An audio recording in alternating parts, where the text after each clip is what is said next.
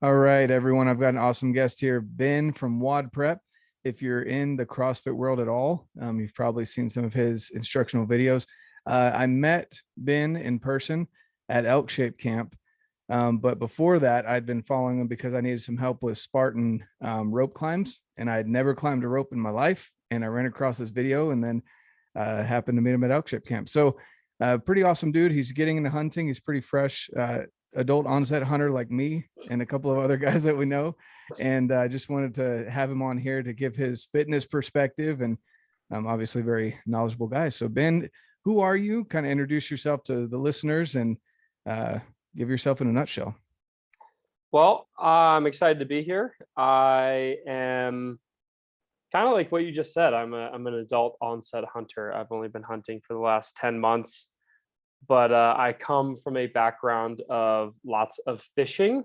So I'm still an avid outdoorsman, always have been, but it's always been on the water. And I really, really love trying new things. I love pursuing new things to like sink my teeth into. So for about a decade ago, I found CrossFit and I realized that could become my sport.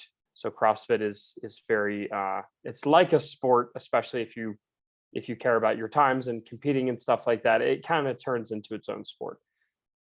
Well, as that has kind of lost its luster for me in terms of the sport aspect, I love the actual exercise part of it, but I didn't have a sport for quite some time.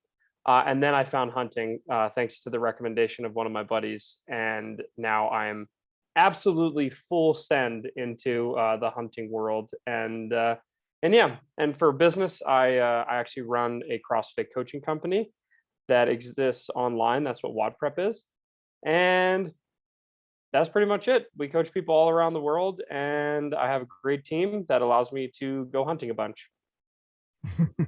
That's awesome. Yeah. And for those of you that don't know what WOD is, workout of the day, there's a lot of acronyms and things that go into CrossFit that I still don't know most of them. But I know enough to know when it's going to suck for the workout. So, but I love the way you break things down, just like what I was saying, where I came across your videos just looking up how to do rope climbs for a Spartan race last year. And I'd never, our gym, for some reason, growing up, we never had to climb ropes. And so I never knew how to do it. And I just kept burning myself. I'd, too much upper body, et cetera, et cetera. And so it was cool to watch your video. And within 3 or 4 tries, I was up and down a 20-foot rope, no problem.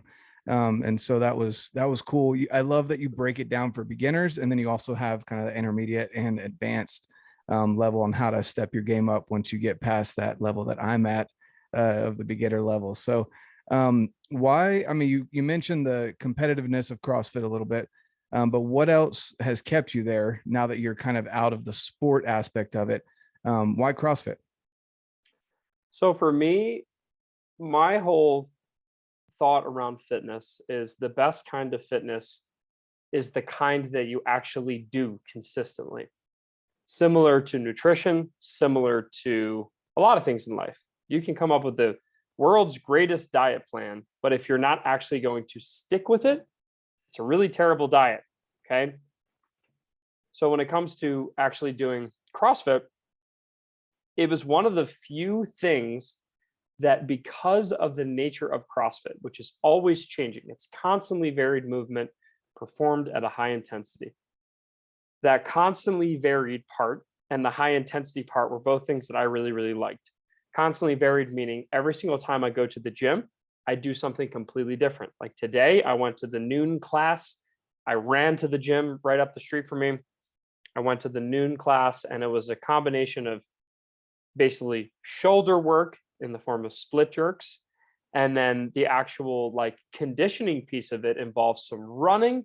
It involves some gymnastics with muscle ups or pull ups, depending on how you modified it. And then it also involves some weightlifting, so some more shoulder work. And what was really cool is that, or what is really cool is that I know that if I go back tomorrow, it's going to work a completely different muscle group. The domain of the work, the time domain of the workout will be a different duration. It's going to change every single time. So the reason I love CrossFit is that it's constantly varied. And because it's constantly varied, it keeps me really entertained and interested. And therefore, I keep going back. I think a lot of people lose their lust for fitness. They lose all desire to do fitness because what they do is just frankly very boring and monotonous and it gets old. So then they stop working out. That's a terrible kind of fitness regimen. But if you're someone who freaking loves Zumba and you can't get enough of it and you're obsessed with it and you go, a few times a week and it scratches that itch, totally fine. You don't need to do CrossFit.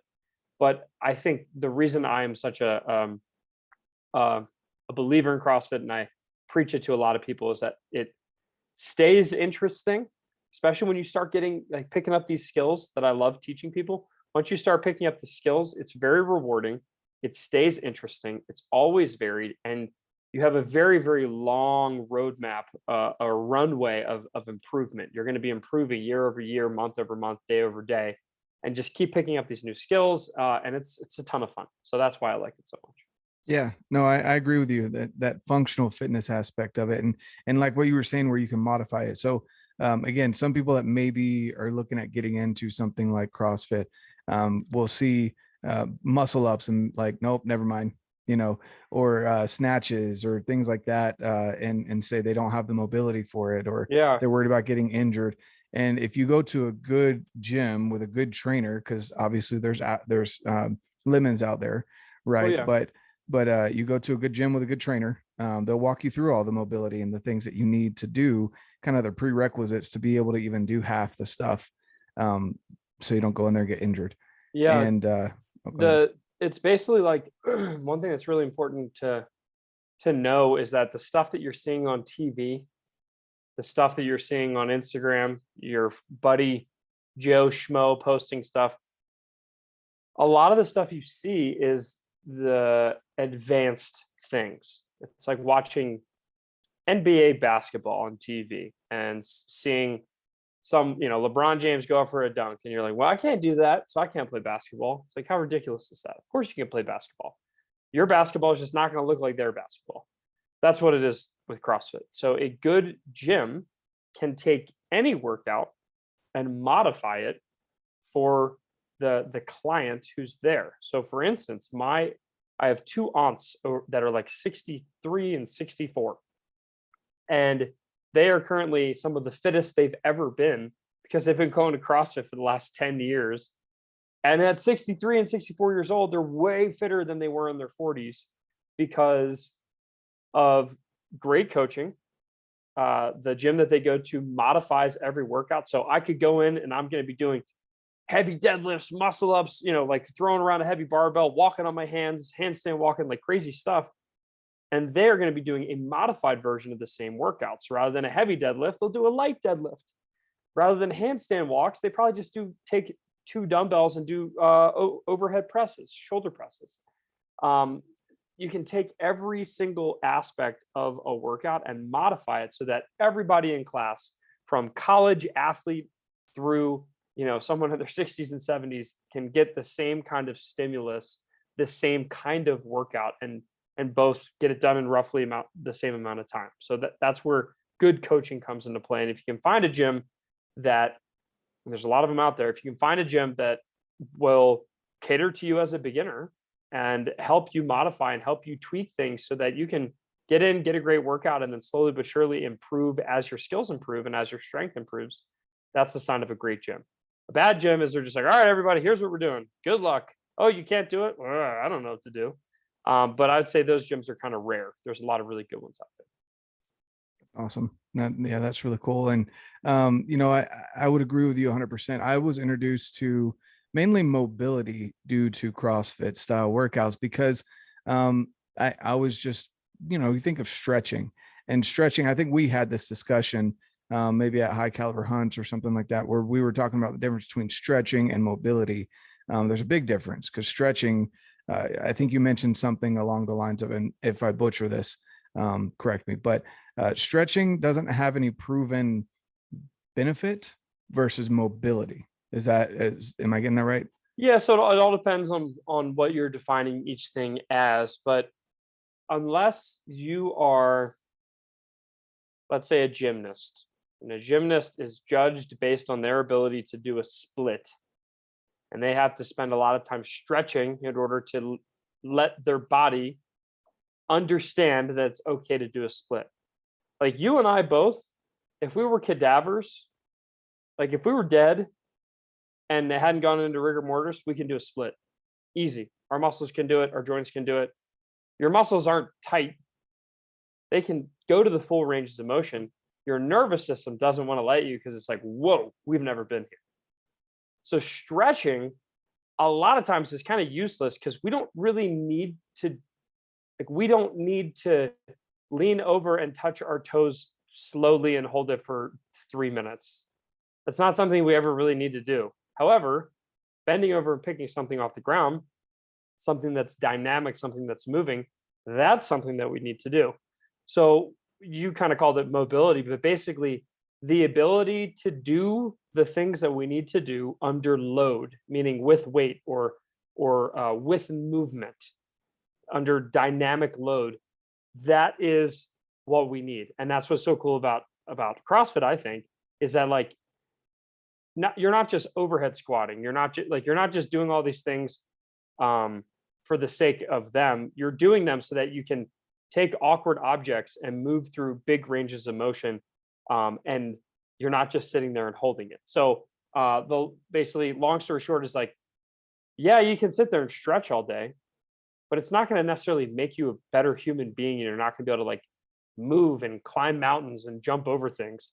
But if you move and climb mountains and jump over things and continually expose your body to end ranges of motion, so that means squatting all the way down to the ground with some weight on your back and pressing all the way overhead with your arm locked out, and maybe pressing overhead with your arms locked out and then doing a squat. Like, how crazy is that?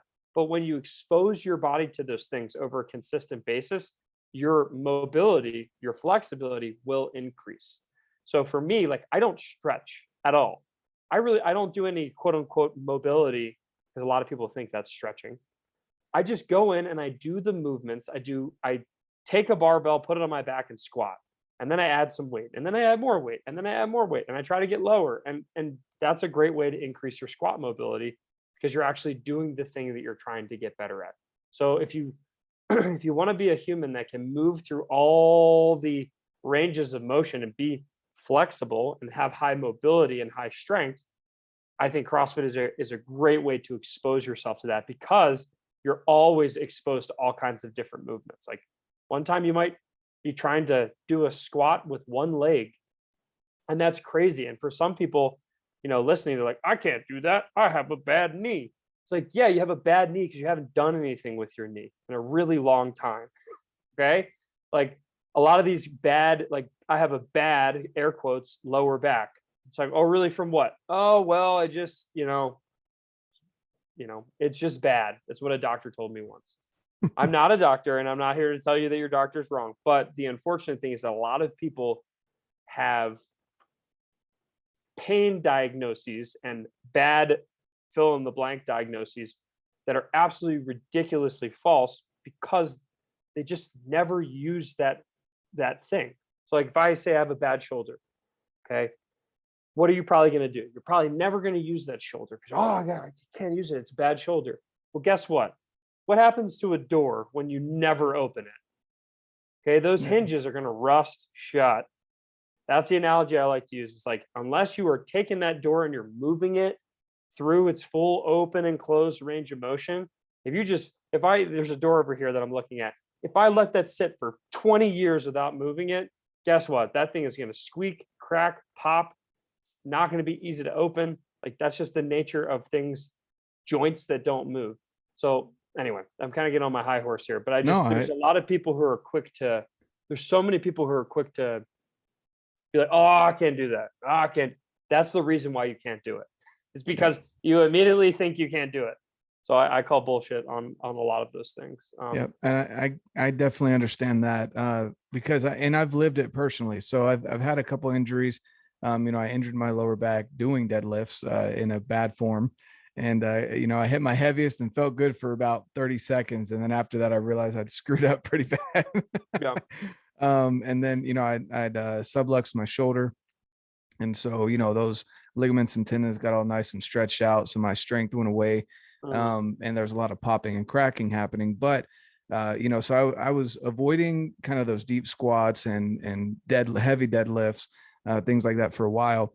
And then the mobility part that came in was, I mean, some people would see it as stretching, mobility, but with the resistance bands, like what you were mm, saying with weight, it's completely changed. My back pain is gone 100%. yeah, My knee pain is gone. And my shoulder pain is gone. I can overhead squat and squat, which again, all of these things are dependent on the person, right? And how you've worked up to it. But I can get my shoulder back and do a shoulder press from behind my head with no pain. right, which is Whereas amazing before, yeah, because before it hurt. movement is medicine. Hmm. Movement is medicine. It's the way that, unfortunately, a lot of people, a lot of doctors, a lot of even PT sometime, they they will often say, you know, here, take this thing, get your inflammation down, take this pill, and don't do anything with, you know, XYZ movement. I have a full team of physical therapists at WOD Prep. We have 4 now working for WOD Prep. I have 4 full-time physical therapists, and what they do with every single person that comes to us who's injured is figure out what you can do and go from there. So a lot of people, let's use bad knee as an example. Okay.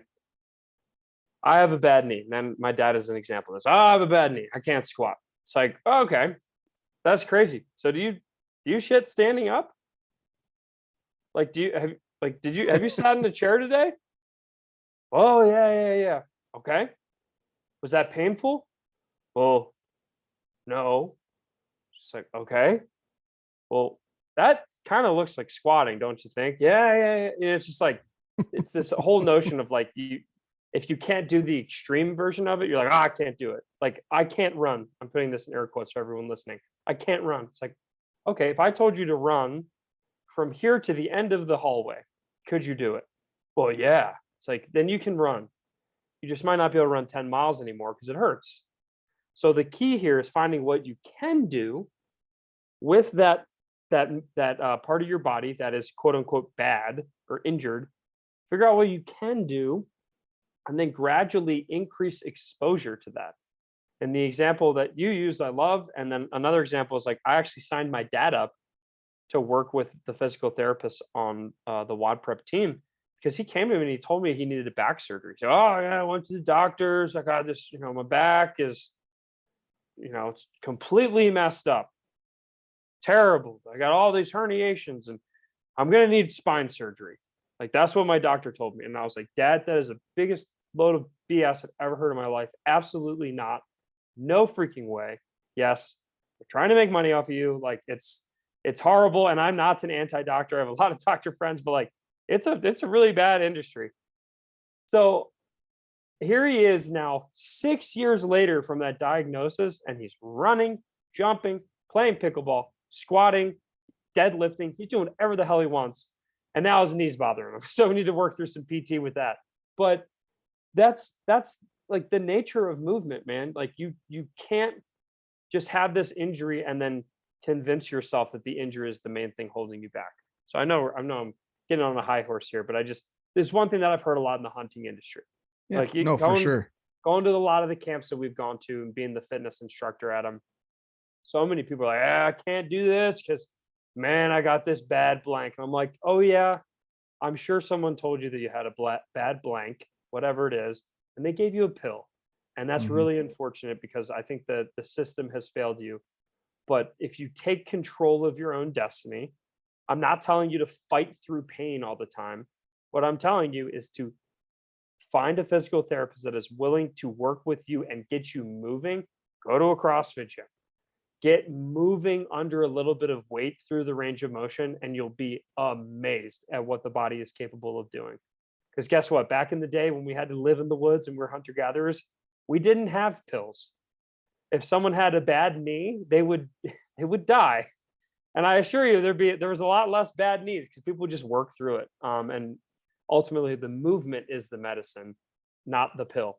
So Yep. No, I agree 100%. It's really interesting because, so many people want the easy fix. You see that in anything, whether it be with supplements, whether it be with fitness, whether it be with, just pain in general. They want the easy fix. And that's kind of what a lot of the industry caters to, unfortunately. And there's good in it. There's a lot of good, like what you said, with doctors and things like that. And if you've exhausted all of your other resources, then maybe a surgery is an option, right? It's something that maybe you really do need. But in cases like that, like for example, my wife had a back injury as well, and her disc was super herniated. But the moment we started getting it moving and her less protective of it, because all the other muscles around her spine had got so tight, she really couldn't do anything. And so once you start getting that mobility in there, the disc, was able to slip back in between the vertebrae. And it wasn't like squeezed out like a peanut butter jelly sandwich. So, it's interesting, the experience that I've had. And I feel like I'm getting old now because I just hit 30, but you know, the thing that I'm seeing with my friends and the ones that are more active, um, they're a lot less injury prone than those that, like what you were saying, kind of sit back. I've got a bad back. I've got a bad shoulder. I don't want to move it because it hurts. And it does. I mean, finding that end of range of motion for you at that moment hurts. It doesn't feel good. But working through that, like what you were saying, with different physical therapists, one that actually wants to help you rather than just get you in and out, Yeah. it's a big difference. It makes a world of difference. So yeah, Yeah. that's awesome. And I think the key is like, one thing I know I'm, super ranty today for whatever reason. But one thing is just like, a good PT should never ask you to fight through pain, right? You shouldn't, like, I don't want people to be out there freaking, you know, hammering, like Cam Haynes would say, and just like beating the absolute living bejesus out of yourself and saying like no pain, no gain. Like there's I'm not telling you to experience extreme levels of pain and being like, well, Ben told me to keep it moving. No, the key is you find where the discomfort starts and you play around in that area. And then if the pain starts, you tone it back.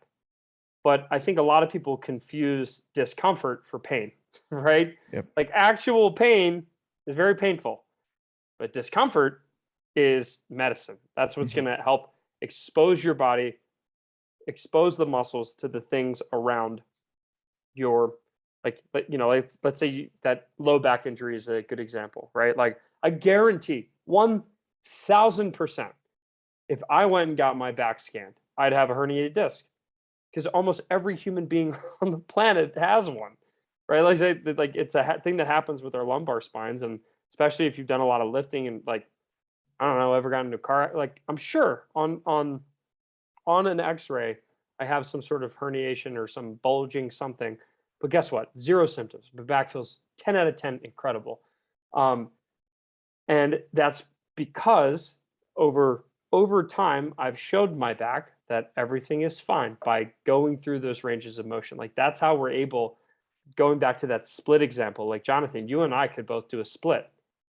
Would we be able to do it today? Probably not, because it's going to take a lot of graded exposure to convince our muscles to relax enough and not be in this tight protective, like, oh, nope, you can't move it, because that's our body can override what our brain wants to do and prevent us from hurting ourselves. But over time, you eventually train yourself to relax, and then eventually you'll be able to get into that split. So it seems crazy because you and I right now probably would not even get close. But over time, if we trained ourselves and we fought discomfort, not Mhm. pain, but we got a little uncomfortable over time, eventually, honestly, probably in like a month or so, we'd be able to do a split if we Yep. just did it nice and gradually over time. And that's what you can do with a lot of other things is you can gradually increase that range of motion. You can increase the weight that you're able to do. And then again, like kind of going back to like why I love CrossFit so much for functional fitness and getting out in the woods and carrying heavy things and putting things over a head and picking them up and just carry. It's like you're always ready for any range of motion under pretty much any weight. And that's why I think it's so nice. And then also you're exposed to really high intensity activity. which I think that's another thing where people don't necessarily expose themselves to high intensity activity on a frequent basis. But when you do, all of a sudden now, when you're in other high intensity situations, it doesn't feel as bad because you've trained yourself. And there's a great book about that kind of talks about it, who I interviewed on my podcast last week. Michael Easter wrote The Comfort Crisis, and he talks about like, hey, like the more you expose yourselves to slightly uncomfortable situations, the easier uncomfortable situations get. That's crazy because he's going to be a guest on my podcast too, because I got done with his book and I'm like, I need to have this guy on. I love this book. It's The Comfort Crisis is definitely it's a great book that I recommend to anyone, because Tell him I he said goes hi. from, do what? I said, tell him I said hi. Yeah, for sure. Dude. He's an awesome guy. But yeah, it's so with The Comfort Crisis, he goes from an office setting to basically going out to Alaska, because he's like, I'm in the office, I need to do something more, I could do more. And he goes out and has an awesome experience. I won't ruin the book for anyone, but you go out and read that book. But yeah, it's crazy, man, that so many people limit themselves because of that little bit of discomfort. And I agree with you. It's something that we kind of need to push through that. A lot of people are comfortable being comfortable, and I'm probably uncomfortable when I notice that I'm starting to get into those kind of grooves. I realize it, and I'm like, I got to stop. I got to find something else. I need to do something different. So that's cool. So off of the CrossFit, which is kind of basically your whole life, right? You've kind of encountered something like what you were saying with hunting recently, in the last couple of years, and you didn't start with archery, right? You started with a rifle, correct? Nope, Oh, I've never shot anything other than archery. There you go. Well, tell us a little bit about that story. How did you get introduced to hunting, and then why'd you jump straight to archery rather than rifle? Yeah. So long story short, when I was moving to Colorado, one of my best friends lives out here. His name is Gary. And Gary told me that, Ben, I just went hunting, for the first time. I did archery elk hunting. You got to try it. And I was kind of like, okay, Gary, whatever. Tells me to try things all the time. Kind of rolled my eyes. But he was relentless. He kind of like month over month, he just kind of kept bugging me. He's like, dude, you have to try it with me. I need a partner. Like, we need to go do this. After his second season, so kind of like my third year out here, or after my second year out here, he comes back and he's like, had another failed season. So first 2 seasons were failed, but still like amazing experiences, which I couldn't understand how failure could be an amazing experience, but I learned. Anyway, so he stayed on me. He's like, you have to try this, Ben. It's incredible. You're going to love it. And I was like, all right, man, I commit. If you think it's awesome, I'm going to do it. I'm going to try it. But fair warning, if I like it, then I'm going to get really obsessed with it, because that's how I work. When I get into things, I go full blown obsession, head over heels into it. And sure enough, basically, I mean, this was like 11 months ago, honestly. Yeah, I mean, probably about a year ago now that it's late June. About a year ago, I went to the bow store because he hunted archery elk in Colorado, and that was what he did. That's what I did. And I was like, all right, I'm gonna go do it. Just tell me what I need to get. So he sent me a list. I walked into the bow store, had no idea what I was doing, was very intimidated. They kept asking me all these questions. I was like, guys, I have no idea. Like, don't ask me. Like, I don't know a single answer to any of your questions other than I am here to buy a bow and whatever else I need to kill an elk in September. And that is where I conclude my talking. Do the rest, And it took a while, I mean, they were kind of like, oh my God, this stupid Yankees in here. But I eventually got the bow. I got set up. I got my reps in, practiced a lot of shooting. And long story short, after just the first couple days out there, I was just like, I will forever be obsessed with this experience. it felt so primal, and it was so incredible, especially with, like, had a couple opportunities. And yeah, basically after the first season, I went back and told my brother and my dad and my whole family, because I had a vacation in Maine like right after the season, and I went back to them. I was like, guys, I will never be available in September for the rest of my life. I'm absolutely obsessed, and I want to hunt as much as humanly possible. And since that September elk season where I spent like 17 days in the woods and I was kicking myself for planning other things during September, don't know what I was thinking. Like Gary was like, "Oh, we'll be fine. Like we only need 10 days out there," and of course we needed way more than that, and didn't end up killing anything. I I was I was literally kicking myself for not being out there more. But since September, I've gone on, I mean, a couple hog hunts, axis deer Hawaii, bear hunt in Canada, whitetail Maryland, turkey Colorado, turkey in Mexico. Like I've just it's been a bit of a full send into it, and I actually just got back from a hog hunting trip that I did for Gary's bachelor party actually. Um, and yeah, now it has become an absolute obsession. And honestly, like I love archery. Like I have loved the process of learning archery, and like until it comes time to just doing like meat harvesting, like I'm very committed to just archery. Even at what's so funny is like I went on this bachelor party this past weekend in Oklahoma, and they had hogs on the property, and I'm like, hey, like anyone bow hunt them? And they're like, oh, like one person's come and done a bow hunting. Like we'll put you in a stand over a feeder. Blah, blah, blah. And I'm like, all right, and okay, like whatever. I'll bring it anyway. I'm not a huge fan of just sitting over bait. I've realized it's like not really my vibe. I really enjoy spot and stalk. Well, we get out there, and of course, like the way they normally hunt is driving around in side by side, ATVs with a suppressed rifle, just drive around and follow the pigs and shoot them.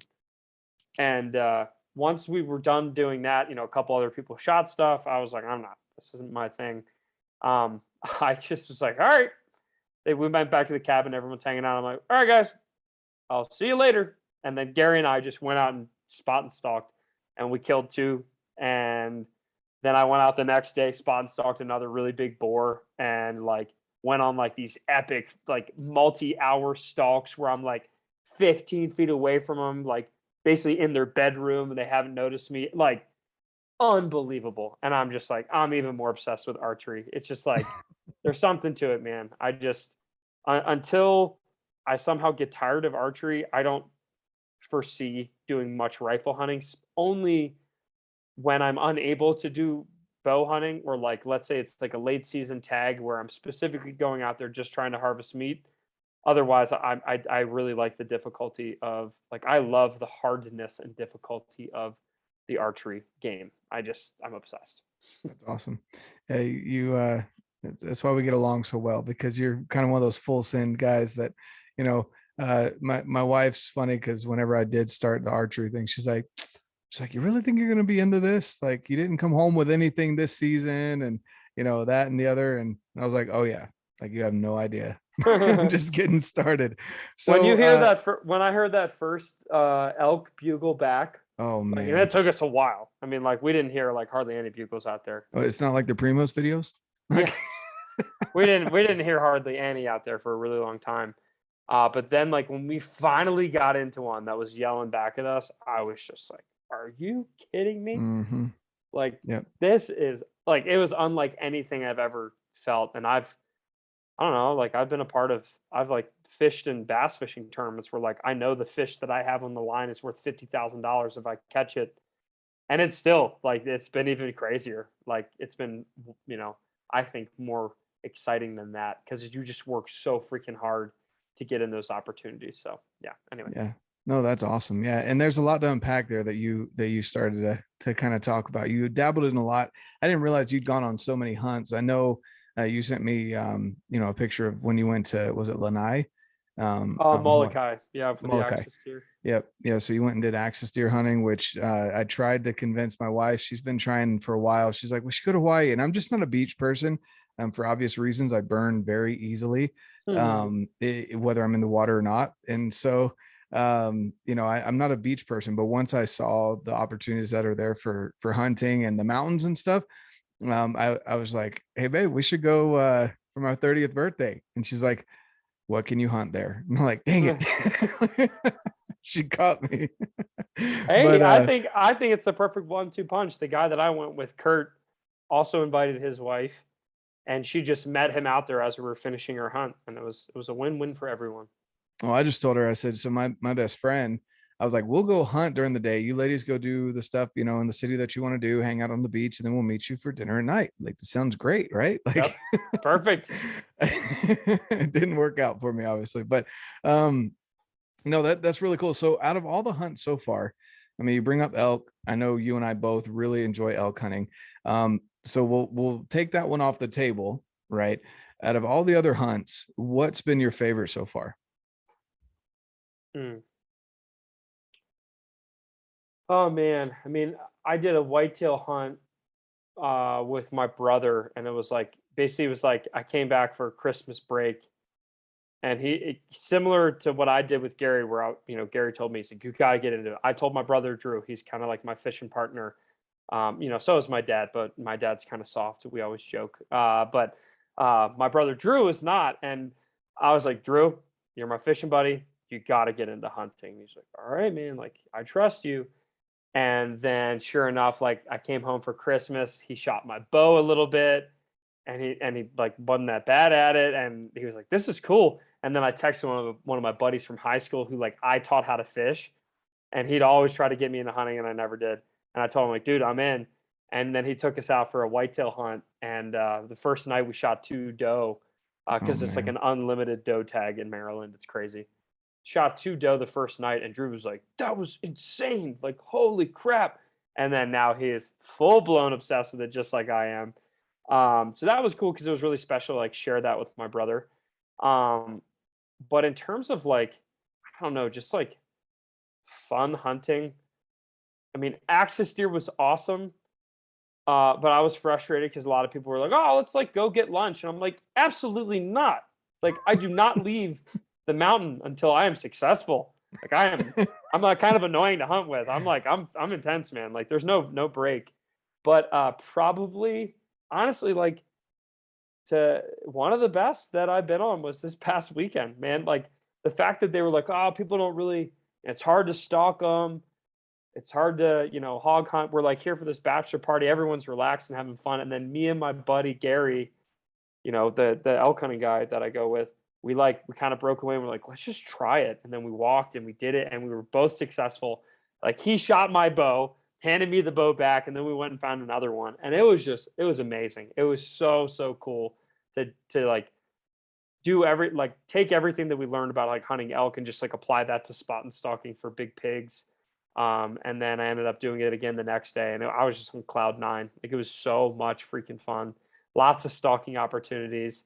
So it's hard to narrow it down just to one, but man, I'm really enjoying it. Um, Obviously, bear hunting was intense, but one thing I am realizing is like I do not feel the same level of excitement and like I don't know. It doesn't feel as primal to just like sit over bait. I don't think that's just, it's like definitely, I'm not, no disrespect for people who like that. It's Yeah. just not what I want to do. So like, I don't think I'm going to hunt over bait ever again, other than like, I know like for whitetail, it's like, you can kind of like have food plots that you like, you're tracking them and stalking them and like setting up trail cams where you think they're going to go feed. Mhm. But like to have, an animal come out and look at me and be like, "Oh, hey, okay, I'm just going to eat this food right here." And they don't even see me as a threat. That's not my vibe. So Yeah. I'm gonna stop doing anything over bait and just really try to focus on the spot and stalk game. Yeah, no, and I can feel that too because when I got started, I went out with a rifle and sat in a stand, and it was almost like there were shooting lanes. So we had 3 lanes. One of them had a salt lick at the end of it. The other one had corn, and the other one had something else. But it was like I'm like, if I want to do target practice, I can just go to the range and do target practice. So Right. that It's more really like turned me meat off. harvesting more than hunting is kind of what it Yeah, feels like yeah, to it's me. like a step up from slaughtering a cow, right? Yeah. So it's like for me, I feel that I get it. I definitely understand. Food plots, I feel like it's almost like e-scouting, but you know where the food is, if Right. that makes sense, Right. because they're not guaranteed to come into it like they Oh are yeah. on a timer with the feeder, where they hear the noise go off and they Right. come running in. And I'd love to get into whitetail eventually because I want to understand that rush of sitting there all day and then watching a big old buck or even Yes. just a doe come out. Yep. Yep. Um, Yeah. I'm excited for that too. And I love, like, I did my first, like, when I had those does, we did some portable tree stands, and like I just thought that was the coolest thing. was it the Oh, sticks that let's you climb climb up that the tree tree? and like Yeah, climb in a tree. Or that's no, it's awesome. more of like the self climbers. Oh, okay. That was really cool. So I'm excited for that. Um, yeah. So anyway, I'm all into it, and I definitely want to do some Alaska hunts. I definitely want to do spot and stalk bear next year. Like that is like I know spot and stalk bear will be like one of the top ones. They're amazing animals too. But again, the just really making it difficult seems to be what I like to do. I Yeah. like when it's tough. So it seems to be a theme for you. That's awesome. So you're up in Colorado. It's one of the fittest states in the union. Um, I think it is the fittest state. I don't know what the measurement is for that, but Sounds legit. I can yeah. attest to it. The people out here are ridiculous. Like I can take any random like 55-year-old in the street and be like, "Want to go mountain biking?" And they would just wreck me. They would destroy me. Crazy. That's awesome. So you love fitness, you love hunting, and then archery. Let's dabble on that for a little bit. Are you into tinkering as much, or is it more just you enjoy the archery portion and you've got your arrows set up, you've got your bow dialed in, and you leave it that way, but you enjoy shooting it? Yep. I'm dialed in for hunting. I'm not. I don't tinker with it at all. I like to keep it simple. Kind of like what I did with fishing too. Like Mm. I wasn't like a ton of people would crazy customize crankbaits and try to trick out the reels and the rods. And it's kind of like, nah, man. I just like I keep it simple and I stick to what works. It's probably also because I don't know what I'm doing. My brother, funny enough, is like he's already building arrows, man. Like he just built me a whole new set of arrows. Um, I will be switching over to a new set of arrows right after TAC because I don't want to lose all my nice new arrows. Like, but right after I'm going to the Total Archery Challenge in Colorado. Right after that, then it's basically I'm getting my bow restrung, so I'll have fresh strings for the season, and then from then until the first day of the hunting season, I'm going to be dialing in new arrows. So I'm a little nervous about that because right now, like I'm dialed, and I've been dialed for a while, and I've traveled all over, and every time I reconnect all the things on my bow, it shoots perfectly. So I know I'm spoiled in that sense, but I'm excited to dial in a new set of arrows and have a little bit more penetrating power and better broadheads on there. And yeah, I'm excited to tinker with it. I might pick up another bow just because I'm a little nervous only having one for the season. But I also realize I need to stop spending every dollar I have on hunting. Who said you have to But do that? actually me. So it's been difficult, but it's just one of those things where it's like, like there are other financial goals that I have other than just hunt all the time, Hmm. but it's I still mean, food storage, man. yeah, but it's like now my deep freezer, which just a few months ago was, brand new and empty. That sucker's already getting pretty full. And it has 85 fresh new pounds of pork in there. And I'm just like, That's man, awesome. I need to start eating more. I need to start throwing some more cookouts. Like I might go carnivore for a month and Yeah. I'm actually like I have a date tonight, and I'm cooking up a I guess that in the grocery store they call it pork tenderloin, but it's pork backstrap. yeah. I'm cooking up a pork backstrap and a bear loin. So see how that goes. Nice. So you were successful on your bear hunt. I was. That's awesome. I That's had cool. like about 50 opportunities because they're not scared of humans. At least not in upstate Canada. It was more of just like you're just kind of waiting for one to be big enough for you to feel Mm. confident shooting it. And then the one that I ended up shooting, like I kind of like I wasn't gonna shoot one because I was like, this just isn't my thing. Like these bears are adorable. Like they're the cutest things ever. They look like dogs. They have people mannerisms. they're like playing with each other in front of me. Yeah, they're It's like, no, soft. I'm not messing with this. And then I saw the dark side, where I saw a boar attack, like viciously attack and kill another one right in front of Mm, me, that was trying to come in on the bait. And I'd watched all week all these bears coming in together and being nice and friendly and like how everyone likes to think nature is. And then I saw the reality of nature. So I was like, you know what? Like, I'm here to shoot an aggressive boar. That's like kind of the only bear I would want to shoot. And so when he came back in, I shot him and he yeah. died in 18 seconds. So Yeah, little do people know that, they'll come in and they get super territorial, and they'll kill off cubs, yeah, so that they'll put the mom in the heat so that he can have his, crazy. posterity. And So there was like a little cub that kind of came in before him, and that's all I was thinking about was just like, because I just watched him kill another one or attack, and I think he killed it. Another one that was like his same size, mm. and I was just like, holy crap! And I'm like, all right, when that one comes back, like he is not killing that adorable cub. No way, You're not on not my killing watch. Winnie the Pooh, man. That's So, crazy. That's but yeah, awesome, man. all That's learning experiences, and for me right now, it's about picking up experiences. Very similar, if we want to bring it full circle here, it's like very similar to fitness, right? I don't suggest that you say, I'm going to do CrossFit and just go do CrossFit. And then just, that's the only thing you've ever tried. Your goal to try to fall in love with fitness so that it becomes a lifelong pursuit of fitness for the rest of your life is to go try all different kinds, sample, taste them, all different kinds of fitness. And then eventually you're going to fall in love with like two or three. For me, like mountain biking, freaking pickleball, and then CrossFit, and then backcountry snowboarding. Like that is enough cardio and weightlifting and gymnastics and I will stay fit for the rest of my life if I do that rotation of fitness. Okay. But for you, you need to go find like what it is that you are attracted to and look forward to on a weekly or, a few times a week basis, and rotate them and have fun with it. That's how you're going to stay fit for the rest of your life. For me with hunting, it's like, I don't know what I don't know. So I'm saying yes to all these different opportunities. And now that I've done a couple like sitting over bait hunts, over feeders, I'm just kind of like, all right, like that's not my thing anymore.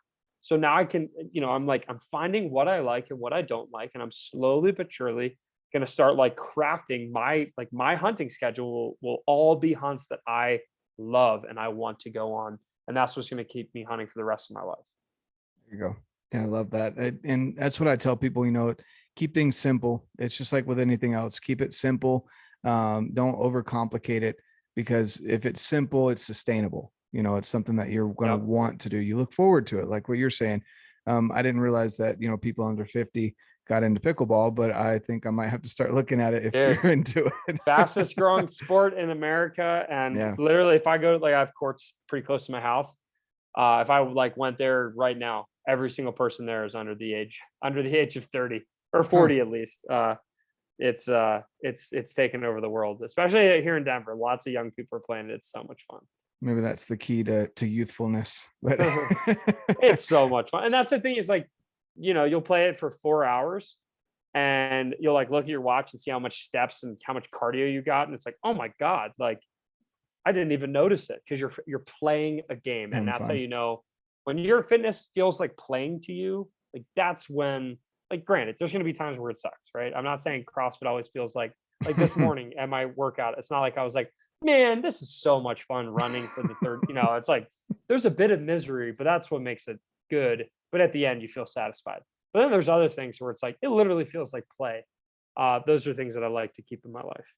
No, for sure. I definitely think that's a good tip for anyone out there listening. And then as far as for, that's the fitness side of things, but for a new hunter, someone, like you and me, adult onset maybe, or even a younger listener, that is getting into hunting and kind of branching off from maybe their own parents or older, maybe uncle or whatever. What would you recommend where would you recommend they start? Hmm, it's a great question. So for me, I would highly recommend, like, I think kind of what you and I both did, Jonathan, where we went on like educational trips. So we did the elk shape camp. There's a lot of hunting education camps where you can go and learn a lot. And a lot of the people there will end up turning into like friends that you could potentially hunt with down the road. I think that's huge. Another thing that I would suggest that maybe even do this first is to go on a fully curated guided trip where they might even supply the weapon, whether it's a bow. I know that's a little bit harder to, be supplied a bow, but whether it's a bow or a shotgun or muzzleloader or whatever, like go and try um, you know, a hunting camp or a guided hunting experience, because what that's going to do is that's going to expose you to, like, you'll be able to ask the guides questions. You'll be able to like really start soaking up, like, why are we going here, what's over here. Kind of like what we did in Hawaii. It's like we were hunting on this property that was privately owned, but like the guide, took us around and showed us what to look for, and then I eventually was just like, all right, I'm breaking away and did my own thing. But like just try to find ways to expose yourself to hunting situations where you can figure it out completely on your own, like my buddy Gary did, which I think is awesome. I mean, he just did a lot of YouTube research and a lot of failure. But if you want to shorten the learning curve, like find ways to pay for guided trips that aren't, like, I wouldn't necessarily recommend going to a ranch in Texas and hunting, caribou or fallow deer on a high fence ranch, because it's like you're not really exposing yourself to, like, I think the true essence of open space hunting. But you can find plenty of things like that, like a hog hunt in that could be in Texas or Oklahoma or something like that. That could be a good thing because those things are wild. They're running around. Like, you actually have to hunt them. They're not just standing there under a feeder saying like, "Oh, hi, human. Like, nice to see you again, Here to feed Dad." me. Right? You're here to feed me. Oh, you're not? Oh no. So that's what I'd suggest. And the internet is an incredible resource. There's tons of information out there. I would just maybe find something local. I wouldn't necessarily like, if for those listening in Georgia, the answer probably isn't, oh, I'm going to go Western Colorado backpacking elk hunting for my first time. I did that, but that's because I lived in Colorado and I live here currently, and I had someone to show me the ropes. If you don't have someone to show you the ropes, like, find out what's the first thing that you can do locally and get some exposure to that, and use your network. Don't be afraid to ask people, hey, like, I don't even know how to hunt, but there's any way I can just come with you and help. Can I help you set up your tree stand? Can I help you, put bait down? Can I help you do whatever? And if you go in from a helping mindset, not trying to just extract information and solely extract information, but go in saying, oh, let me help you. That's what I did with the elk shape camps. It's like I went there and I was like, hey, let me teach the fitness. And then I was able to, absorb all the hunting on the back end. So go in with a helping mindset, a giving mindset, and that's how you're going to get a lot of really good stuff to come back your way. No, I definitely agree with that as well. That value exchange is key. You may not be able to be the best hunter or the most educated on what you need to do, but if you got legs and arms, maybe you can pack stuff in or out. I know food plots take a lot of time. Maybe you've got some connections with land that you can help the hunter out with. Things are different on the East Coast, obviously, than they are out here, but wherever you are, just, find the way that you can contribute to the other person's experience. And even though it may not be what you think is cool, just provide some kind of value. So I think that's awesome. Definitely appreciate that. Well, we've been here for about an hour, so I appreciate you hopping on with me. I know you got a busy schedule. You guys got lots of stuff going on, but I definitely don't want to keep you from the date. So that's always important, especially if you're smoking some pork. But Hopefully I it's don't been, catch the Traeger on fire again. We'll see. yeah, I think you burned all the grease off. I think you're good. That's one way to clean the trigger.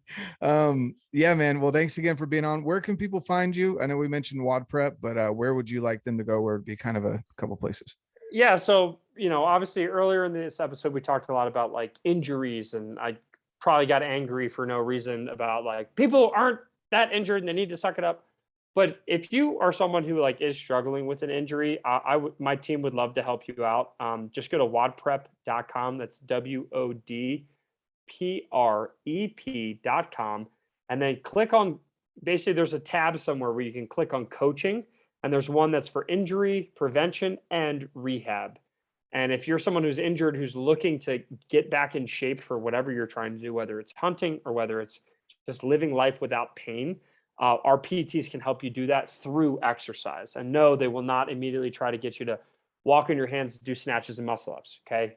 They're phenomenal coaches that can help you rehab from wherever you're starting. If you're someone that wants to learn more about CrossFit or already does CrossFit and wants to learn how to get better at it, just check me out on YouTube and Instagram. It's WOD Prep on both platforms, WOD PREP. And then, yeah, if you want to message me directly, if you have any questions, comments, want to talk hunting, want to invite me on an amazing hunt that you're going on, I'm very flexible when it comes to those things. Just message me on Instagram. That's the best way. And I'm just He's been WOD stretching Prep on those Instagram. those flexibility muscles. I am always willing to come hunting with you. That's awesome. Okay, well, I'll leave those links down below, guys. And Ben, thanks again for your time. And you guys go check them out. Even if maybe you're not necessarily into CrossFit, you can definitely learn some stuff about how to better your fitness game from Ben here. So thanks again, man. And like I always say, guys, get out, live your life, and love it.